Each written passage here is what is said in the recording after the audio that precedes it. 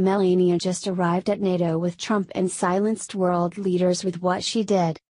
All eyes have been on Melania Trump now more than ever since her bold message on her jacket let the mainstream media outlets know exactly how she feels about them.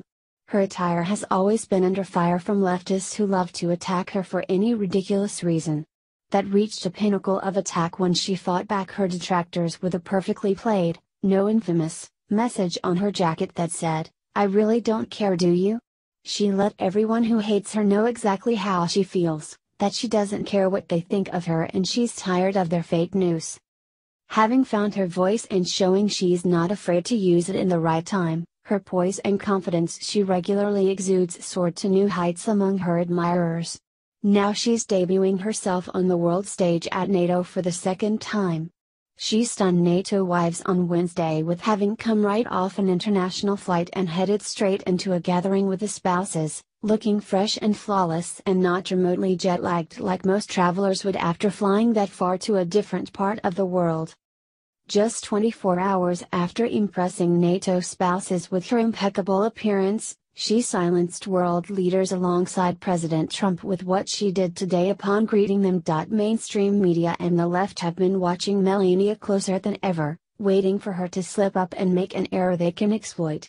Since she's First Lady of exceptional class, they will never get that opportunity in her action or words, so they focus on her clothing to slander her personally. The white dress she looked flawless in today to greet everyone at NATO is no exception.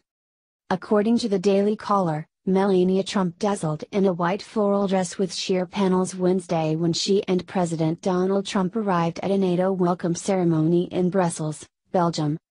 The First Lady looked gorgeous in a sleeveless, tea-length LA Saab cocktail dress made of sheer tulle that went down to her knees, per the White House pool report. Melania completed the jaw-dropping look with loose hair and nude-colored high heels.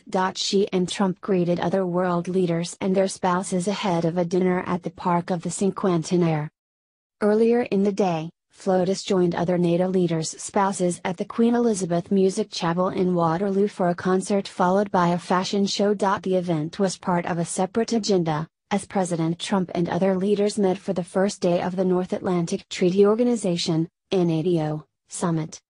As the President and First Lady tour of the UK, Melania's fashion choices have been watched closely to see if there are more hidden messages in what she wears. There's nothing but elegance and beauty that can be said about her appearance today, but leave it to liberals to conjure one up. It's only a matter of time before they take issue with the fact that her dress is sheer and somehow inappropriate, despite not showing skin and being completely modest.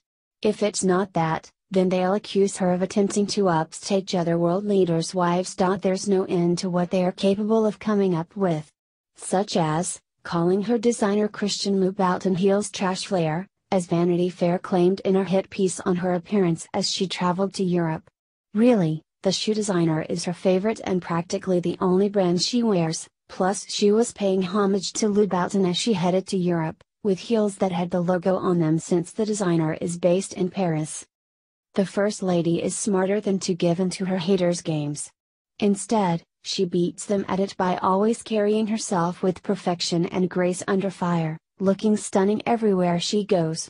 Melania continues to outclass them at every turn and represents America exceptionally well on the world stage.